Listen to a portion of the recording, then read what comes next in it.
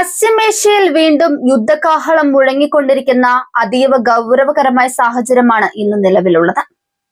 കഴിഞ്ഞ കുറച്ചു ദിവസങ്ങളായി നിലനിന്നിരുന്ന താൽക്കാലിക സമാധാനം പൂർണ്ണമായും തകർന്നുവെന്നും മേഖലയിൽ സൈനിക പോരാട്ടങ്ങൾ പുനരാരംഭിച്ചുവെന്നുമാണ് പുറത്തുവരുന്ന വാർത്തകൾ സൂചിപ്പിക്കുന്നത്.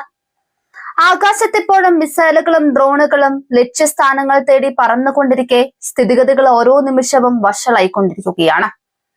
ലോകരാജ്യങ്ങൾ ആശങ്കയോടെ ഉറ്റുനോക്കുന്ന ഈ പുതിയ സംഘർഷം കേവലം പ്രാദേശികമായ ഒന്നല്ല, മറിച്ച് ആഗോള സുരക്ഷയെ തന്നെ ബാധിക്കുന്ന ഒന്നായി മാറിക്കഴിഞ്ഞു. ഇന്ന് പുലർച്ചെയോടെ പുറത്തുവന്ന റിപ്പോർട്ടുകൾ പ്രകാരം മേഖലയിലെ ഉപരോധം മറികടന്ന് തങ്ങളുടെ 2 വാണിജ്യ കപ്പലുകളെ സുരക്ഷിതമായി പുറത്തെത്തിക്കാൻ അമേരിക്കൻ സൈന്യത്തിന് കനത്ത നീക്കങ്ങൾ നടത്തേണ്ടി വന്നു. ഹോർമുസ് കടലിടുക്കിന് സമീപം നിലനിന്നിരുന്ന ഉപരോധം തകർത്തുകൊണ്ടാണ് അമേരിക്ക ഈ രക്ഷാദൌത്യം പൂർത്തിയാക്കിയത്. എന്നാൽ ഈ നീക്കം ഇറാനെ പ്രകോപിപ്പിക്കുകയും അവർ തിരിച്ചടി ശക്തമാക്കുകയും ചെയ്തു. ഇറാന്റെ റവല്യൂഷണറി ഗാർഡ് കോർപ്സ് മേഖലയിലൂടെ കടന്നു പോകുന്ന നിരവധി സിവിലിയൻ കപ്പലുകൾക്ക് നേരെ വെടിയുതിർത്തത് സ്ഥിതിഗതികൾ നിയന്ത്രണാതീതമാക്കി. സാധാരണ ചരക്കു കപ്പലുകളെ പോലും ലക്ഷ്യം വെക്കുന്ന ഈ രീതി ഇറാന്റെ ഭാഗത്തു നിന്നുള്ള കടുത്ത യുദ്ധപ്രഖ്യാപനമായാണ് വിലയിരുത്തപ്പെടുന്നത്.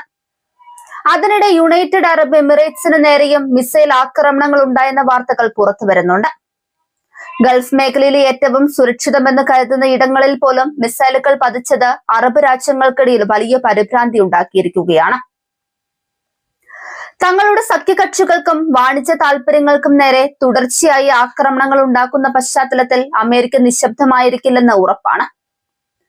വൈറ്റ് ഹൌസിൽ നിന്നും പെന്റഗണിൽ നിന്നും പുറത്തുവരുന്ന സൂചനകൾ പ്രകാരം അടുത്ത ഏതാനും മണിക്കൂറുകൾക്കുള്ളിൽ അമേരിക്കയുടെ ഭാഗത്തു നിന്ന് അതിശക്തമായ സൈനിക തിരിച്ചടി ഉണ്ടാകാൻ സാധ്യതയുണ്ട്. ഈ യുദ്ധസമാനമായ സാഹചര്യം ആഗോള സാമ്പത്തിക മേഖലയെയും എണ്ണ വിപണിയെയും ഗുരുതരമായി ബാധിക്കുമെന്ന് ഉറപ്പാണ്.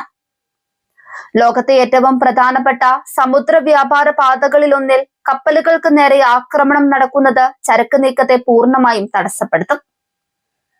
ഡ്രോണുകളും മിസൈലുകളും ഇപ്പോഴും സജീവമായി ഉപയോഗിക്കപ്പെടുന്നു എന്നത് മേഖലയിലെ വ്യോമ ഗതാഗതത്തെയും പ്രതിസന്ധിയിലാക്കിയിട്ടുണ്ട്. അമേരിക്കയുടെ വരാനിരിക്കുന്ന സൈനിക നീക്കം ഇറാന്റെ താവളങ്ങളെ ലക്ഷ്യം വെച്ചിട്ടുള്ളതാണെങ്കിൽ അത് പശ്ചിമേഷ്യയെ മൊത്തത്തിൽ വിഴുങ്ങുന്ന ഒരു മഹായുദ്ധത്തിലേക്ക് കാര്യങ്ങളെ എത്തിച്ചേക്കാം. അന്താരാഷ്ട്ര സമൂഹം സമാധാനത്തിന് വേണ്ടി ആഹ്വാനം ചെയ്യുന്നുണ്ടെങ്കിലും തന്ത്രപ്രധാനമായ ഈ മേഖലയിൽ ആയുധങ്ങൾ കൊണ്ട് സംസാരിക്കാനാണ് ഇരുപക്ഷവും ഇപ്പോൾ തയ്യാറെടുക്കുന്നത്. ഇതിന്റെ പ്രത്യാഘാതം വരും ദിവസങ്ങളിൽ ലോകമെമ്പാടും പ്രതിഫലിക്കുമെന്നതിൽ സംശയമില്ല.